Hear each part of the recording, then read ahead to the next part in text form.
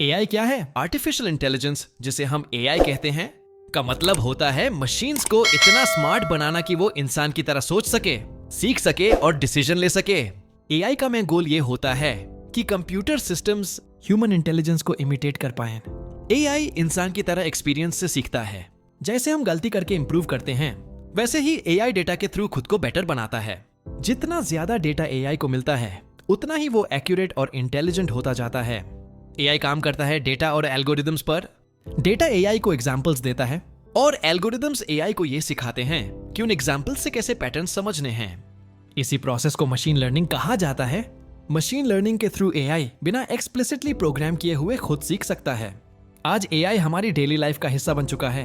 Mobile phones का face unlock, YouTube और Instagram के रिकमेंडेशंस, गूगल मैप्स का ट्रैफिक प्रेडिक्शन, वॉइस असिस्टेंट्स जैसे सिरी और अलेक्सा और चैटबॉट्स जैसे चैट जीपीटी, ये सब एआई की रियल लाइफ एप्लीकेशंस हैं। एआई के अलग अलग टाइप्स होते हैं। सबसे पहले नैरो एआई, जो सिर्फ एक स्पेसिफिक काम करता है, जैसे वॉइस असिस्टेंट या रिकमेंडेशन सिस्टम। दूसरा है जनरल एआई, जो इंसान की तरह हर काम कर सके, लेकिन ये अभी डेवलपमेंट स्टेज में है।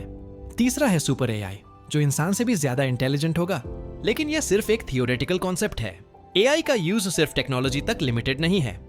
Education, health care, business, content creation और एंटरटेनमेंट जैसे फील्ड्स में भी एआई का रोल रैपिडली बढ़ रहा है।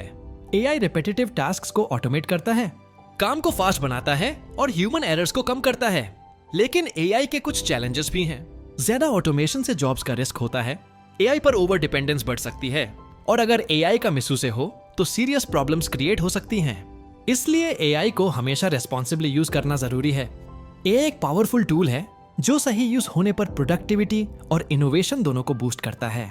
आज के टाइम में एआई को समझना और यूज करना एक इंपॉर्टेंट स्किल बन चुकी है। और ऐसे ही जानकारी वीडियो के लिए प्रिंस स्किल हब को सब्सक्राइब कर ले।